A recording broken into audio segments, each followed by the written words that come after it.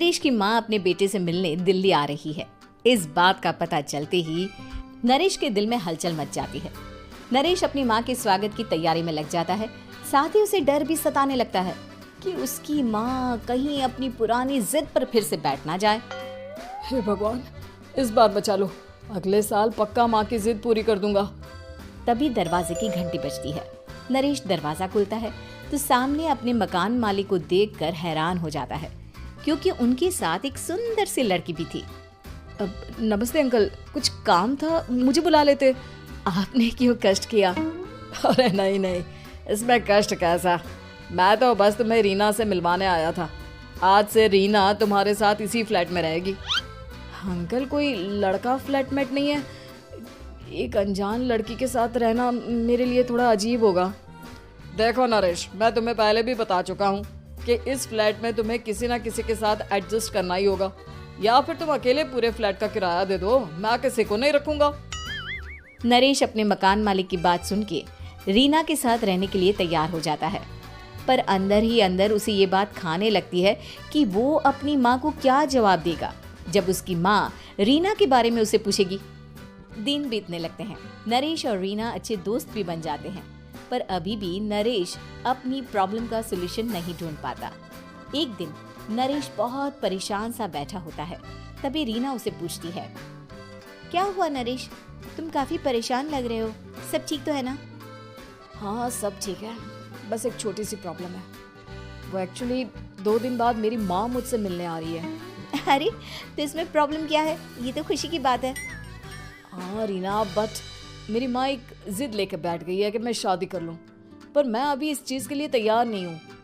ऊपर से जब वो तुम्हें देखेगी तो 100 सवाल करेगी, क्या जवाब दूंगा? अरे, इसमें कोई टेंशन वाली बात नहीं है।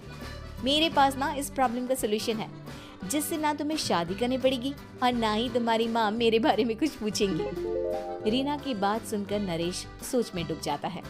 वो सोचता है कि रीना खुले ख्यालों वाली लड़की है, कहीं माँ को सच बता ना दे। नरेश को सोच में डूबा देखकर रीना कहती है, अरे क्या हुआ, किस सोच में पड़ गए? डोंट वरी, जैसा तुम सोच रहे हो ना वैसे कुछ भी नहीं है। मेरे पास एक प्लान है। मैं कुछ समझ नहीं पा रहा हूँ, कैसा प्लान? मैं समझाती हूँ। हम ना एक कॉन्ट्रैक्ट मैरिज कर लेते हैं। फिलहाल मेरे पास जॉब नहीं है, तो तुम इस रूम का किराया दे देना जब तक तुम्हारी माँ यहाँ रहेंगी, सिर्फ तब तक।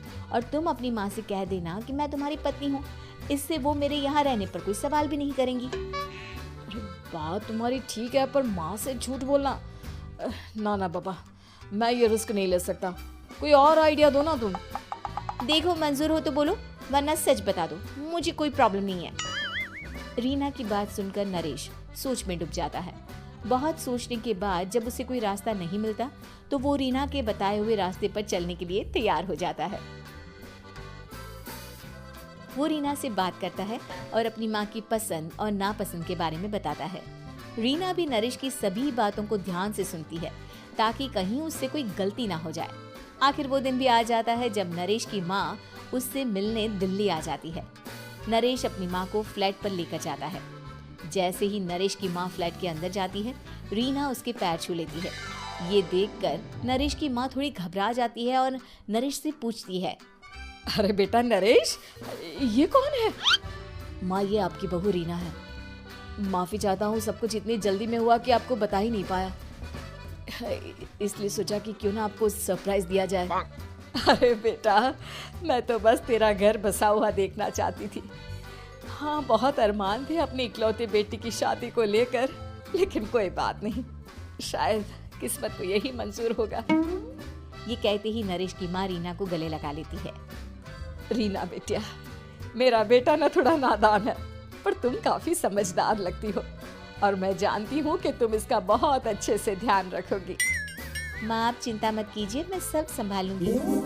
नरेश की माँ अपने बहू और बेटे के साथ खुशी खुशी रहने लगती है। दिन बीतने लगते हैं। नरेश की माँ और रीना का रिश्ता बहुत मजबूत होता चला जाता है। वो दोनों सारा दिन एक साथ रहती और खूब बातें करती। इधर साथ रहते रहते नरेश और रीना भी एक दूसरे से प्यार करने लगते हैं। दोनों को इस बात का एहसास हो जाता है, फिर भी वो इस बात को छुपा कर ही रखते हैं। एक दिन नरेश की माँ और रीना शादी के बारे में बात करने लगते हैं। रीना बिटिया, ये तो नरेश ने मुझे बिना बताए शादी कर ली, वरना मैं तो अपनी इकलौती बेटी की शादी इतनी धूमधाम से करती कि सारी दुनिया देखती रह जाती। अच्छा माँ, आप ऐसा भी क्या करती नरेश और मेरी शादी में जो दुनिया देखती रह जाती? अरे बिटिया, एक माँ के अरमान तुम अभी नहीं समझोगी। मैं तो अपनी बहू को एक रानी की तरह लेकर आती और शादी भी बिल्कुल शाही अंदाज में करती, पर मेरे तो सारे अरमान ऐसे ही रह गए। खैर, मुझे तो अपने बेटे और बहू की खुशी चाहिए बस। ये कहते हुए नरेश की माँ की आंखों में आंसू आ जाते हैं। रीना भी ये सुनकर ख्यालों में खो जाती है, क्योंकि वो भी मन ही मन खुद को नरेश की पत्नी और उसकी माँ की बहू मानने लगी थी। शाम को जब नरेश ऑफिस से घर आता है तो रीना खुद को रोक नहीं पाती और नरेश के सामने उसकी माँ को अपने और नरेश के रिश्ते का सारा सच बता देती है। रीना की बात सुनकर नरेश की माँ दोनों से बहुत नाराज हो जाती है और घर वापस जाने की बात करने लगती है। तुम दोनों ने मुझसे सच छुपाकर बहुत ठेस पहुंचाई है मुझे। अब तुम लोगों के साथ नहीं रहना चाहती मैं, कल ही वापस चली जाऊंगी अपने घर। माँ, मुझे माफ कर दो, ये सब मैंने रीना के कहने पर ही किया है, वरना मैं भी आपको कभी ठेस पहुंचाने के बारे में सोच भी नहीं सकता। हाँ माँ, हमने ये सिर्फ आपका दिल रखने के लिए किया, प्लीज हम दोनों को माफ कर दीजिए। तुम दोनों ने मेरे अरमानों के साथ खिलवाड़ किया है, और वैसे भी मुझे अपने बेटे के लिए एक अच्छी लड़की ढूंढनी है, इसलिए मेरा यहाँ से जाना ही बेहतर होगा। माँ की ये बात सुनकर रीना खुद को रोक नहीं पाती। माँ, क्या मैं आपके घर की बहू बनने लायक नहीं हूँ? रीना की बात सुनकर नरेश हैरान रह जाता है। नरेश की माँ भी कुछ समझ नहीं पाती। मैं कुछ समझी नहीं, आखिर तुम कहना क्या चाहती हो?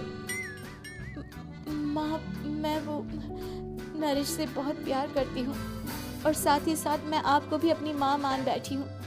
आज जब आपकी बातें सुनी तो खुद को रोक नहीं पाई, इसलिए सारा सच आपको बता दिया। रीना की बात सुनकर नरेश की माँ की आंखों में आंसू आ जाते हैं और वो अपने बेटे नरेश और रीना को गले लगा लेती है। मेरे घर की बहू तो सिर्फ रीना बिटिया ही बनेगी। मैं आज ही तुम दोनों की शादी की तारीख निकलवा दूंगी, बस एक बार तुम्हारे घर वाले मान जाए।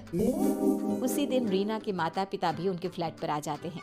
दोनों परिवार आपस में बैठकर बातें करते हैं और शादी के लिए राजी हो जाते हैं।